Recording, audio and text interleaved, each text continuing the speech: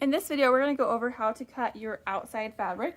So I have this outside fabric traced. I actually went over mine with a Sharpie so you could see it a little bit better in this video, but you'll have it traced with your marking pencil. And I'm going to start by just cutting this guy out.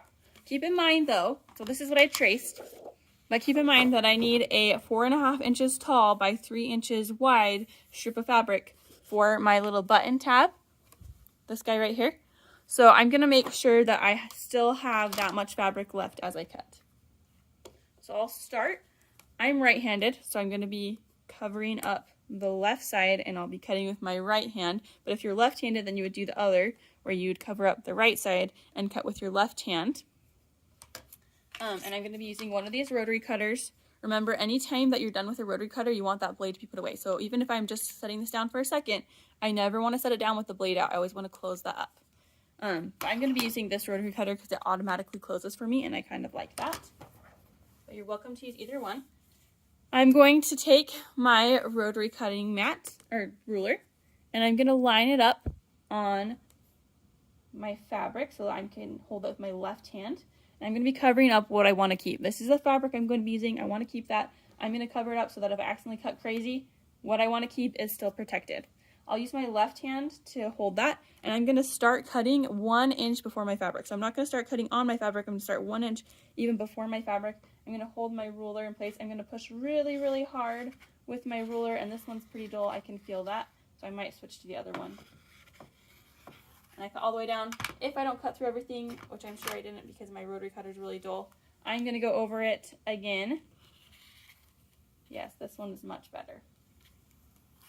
And I'll cut that whole thing. I don't want to saw or ever cut towards me. I'm always going to cut away from myself. And if I don't make it through everything on the first try, I just go again, always cutting away from myself as many times as I need, but never cutting towards myself. So again, right here, it's still caught. So I'm just going to cut away from myself and get that. And I got all of that cut.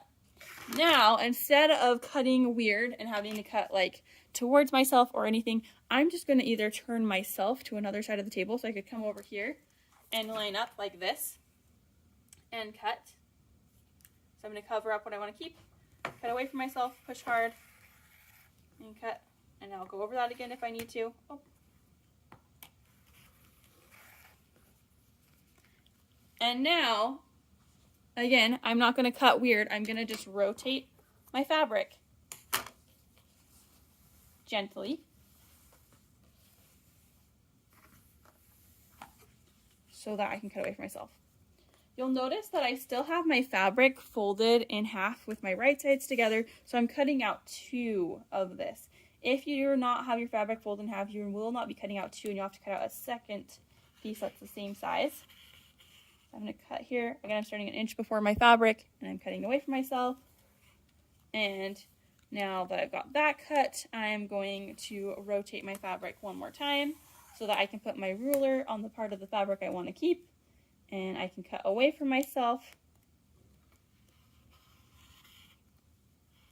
I'm going to hold that down really good and go over it one more time. Both of these blades are pretty dull, so I'm going to have to go over them a couple times. Okay, I now have my front and back of the outside cut, and I just need that 3 inches by 4.5 inches little tap. So I'm going to open my fabric up now. So I'm just cutting 1 layer because I only need 1. And I'm going to start by cutting, let me open this up some more, a 3-inch wide strip. Remember, I want the 4 inches to be the height, just like this is the height of my fabric. So I want that 4 inches to be the height, so I need it 4.5 inches, sorry. I need it to be 3 inches wide so I can make it 4.5 inches tall. So I'm going to start by making a 3-inch wide strip, and I can do that using my ruler pretty easily because the ruler has inches measured out. So I just go 1 inch, 2 inch, 3 inches. And again, that's 1 inch, 2 inch, 3 inches. I'm going to line it up really good, covering up what I want to keep, cutting away from myself. And it doesn't need to be very long because I just need 4.5 inches tall. So I'll cut that right there. And then I'm going to rotate it so I can do 4.5 inches tall. And again, my ruler will help me measure because, let me even show you where it has the numbers. Right here, it tells us 1 inch, 2 inch, 3 inches, 4 inches, and then I just do a 1/2 inch, which is right here. So I'm going to go over, except for it's a little different now, but 1 inch, 2 inch, 3 inches, 4 inches, and a 1/2. And I will just go ahead and cut that right there, like that.